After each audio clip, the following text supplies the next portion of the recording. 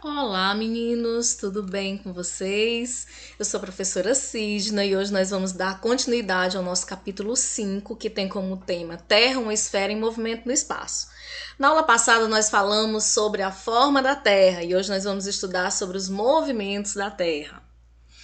Então, assim, a Terra, ela possui cerca de 14 movimentos, certo? Mas hoje nós vamos estudar os dois principais movimentos, que é o movimento de rotação e o movimento de translação. Então, meninos, como eu falei para vocês, a Terra ela realiza ao todo 14 movimentos, incluindo aqueles que ocorrem com o sistema solar, Via Láctea e o universo, né, que está sempre em movimento de expansão. No entanto, para nós, um dos mais importantes movimentos é a rotação, que nada mais é que é o movimento que a Terra faz em torno de si mesma, em torno do seu próprio eixo. O movimento de rotação terrestre, gente, ele ocorre no sentido anti-horário, isto é, se nós observássemos a Terra do lado de fora, né, sobre o Polo Norte, o que a gente ia ver? Nós veríamos seu eixo no sentido oposto ao dos ponteiros do relógio, por isso que eu digo que é anti-horário, porque é no sentido contrário de como giram os ponteiros do relógio. Então, isso quer dizer que a Terra ela gira no sentido oeste e leste, no que faz com que o movimento aparente do Sol para nós seja de quê? De leste para oeste. E qual a duração? A duração do movimento de rotação é de 24 horas. Para ser mais exato, 23 horas, 56 minutos, 4 segundos e 0,9 décimos, originando a sucessão dos dias e das noites. A velocidade nesse movimento é de cerca de 1.666 km por hora ou 465 metros por segundo, que é bastante elevado, porém muito inferior a de outros astros do universo. É interessante observar que nas áreas próximas à linha do Equador, a velocidade ela é maior, pois nessa área o raio terrestre é mais longo. Na cidade de Porto Alegre, por exemplo, a velocidade de rotação terrestre ela cai para 1.450 km por hora. Então, gente, observando aqui essa figura, né? Observa aqui que nós temos esse eixo longitudinal, nós temos aqui o eixo de rotação e temos aqui esse ângulo. E o que isso quer dizer? Então, nós podemos notar que o eixo de rotação terrestre ele é diferente do eixo longitudinal imaginário, né? Com um desvio no ângulo que mede aproximadamente 23,5 graus. Então, por essa razão, os hemisférios, né, hemisfério norte e sul, eles são iluminados de formas diferenciadas ao longo do ano, né? Fato que também está ligado ao movimento de translação. Além disso, essa inclinação é a principal responsável pela existência de outro movimento, que é a precessão dos equinócios. Mas, gente, o que faz a Terra girar? Parar para pensar nisso. O que faz a Terra girar? Então, na verdade, o nosso planeta, assim como os demais planetas solares, ele só gira porque não existe nenhuma força ou resistência capaz de parar a sua rotação, que se perpetua. Acredita-se que após o surgimento do universo, os corpos celestes eles colidiram e ainda se colidem por várias vezes, o que fez com que os elementos constituintes dos planetas mantivessem movimentos giratórios. É importante considerar que nem sempre a rotação dos planetas é no sentido anti-horário. Urano e Vênus, né, por exemplo, eles giram no sentido horário, tá?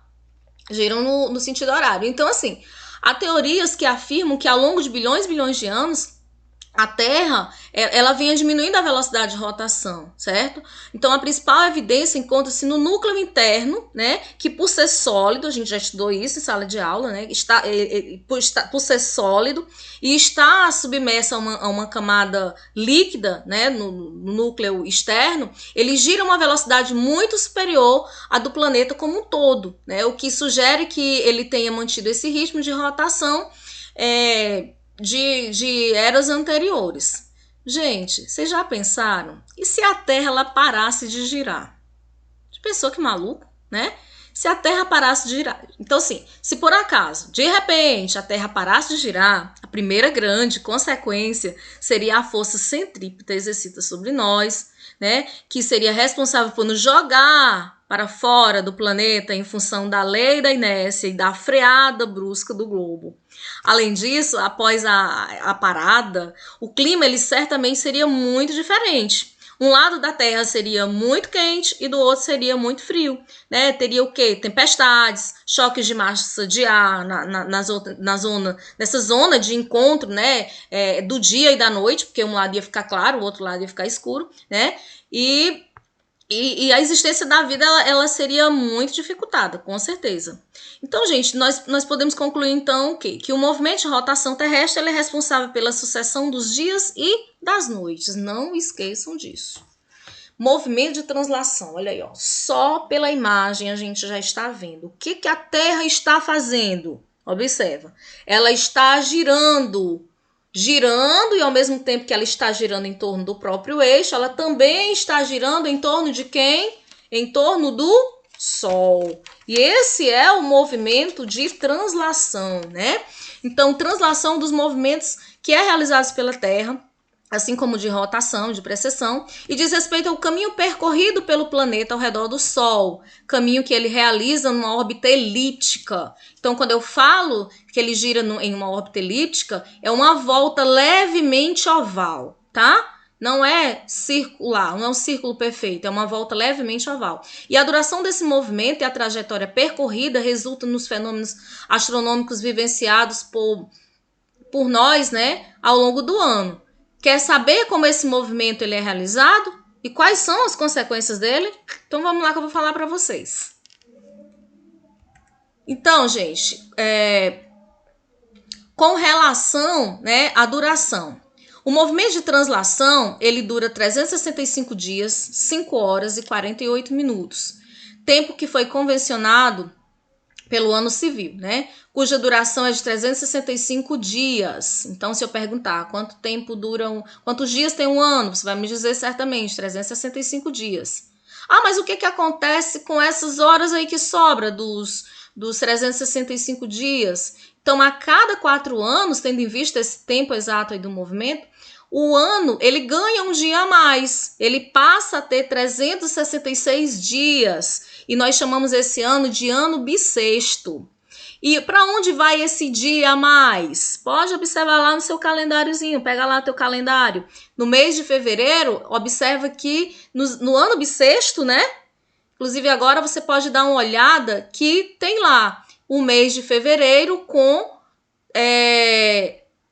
um dia a mais, com 29 dias. Então, sempre que o ano, a cada de 4 em 4 anos, ele tem um dia a mais, passa a ter 366 dias, esse ano ele passa a ser chamado de ano bissexto, tá bom?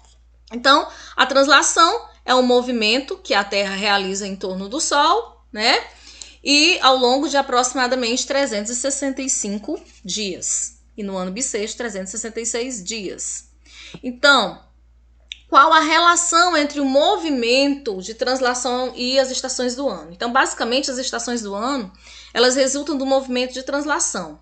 Para entender como isso acontece, devemos analisar algumas características do planeta Terra, como o seu eixo de inclinação. Em alguns momentos do ano, a Terra encontra-se mais inclinada para um hemisfério. Então, essa inclinação máxima faz com que ocorra maior iluminação em um dos hemisférios e menor incidência de raios solares em outro.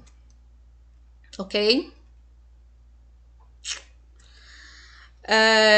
E assim, gente, só voltando aqui só um pouquinho, que assim, esse acontecimento ele faz com que os hemisférios eles apresentem características diferentes ao longo do ano, né, com relação ao fenômeno climático e ao comportamento da vegetação, né, e dos demais seres vivos, o que resulta naquilo que nós conhecemos como estações do ano, tá? E assim, o momento em que a Terra ela está em sua inclinação máxima ao norte ou ao sul, marca a ocorrência do fenômeno astronômico conhecido como solstício. Esse fenômeno ele marca o início do verão e do inverno. Então, se os raios solares estão incidindo com maior intensidade ao norte, ocorre o verão no hemisfério norte. Já no hemisfério sul, o inverno, né? E vice-versa. Então, o solstício ocorre em 2 momentos do ano, em junho e em dezembro. Sua principal característica é que os dias tornam-se mais longos, né, que as noites no verão. Já no inverno, as noites mais longas que os dias. E é interessante, assim, destacar, porque, assim, nós aqui em Quixadá, como nós estamos próximos à linha do Equador, a gente não percebe isso com tanta intensidade, né? Por quê? Porque nós estamos próximos à linha do Equador. Agora, quanto mais ao sul você estiver, mais é perceptível essa diferença, né? Então, tanto ao sul do país, como os países também, ao sul do nosso Brasil, como os países que estão mais ao sul. Às vezes é 7 horas da noite e o dia, 7, quase 8 horas da noite e o dia ainda está claro, né? É bem comum que isso venha a acontecer. Então assim, gente,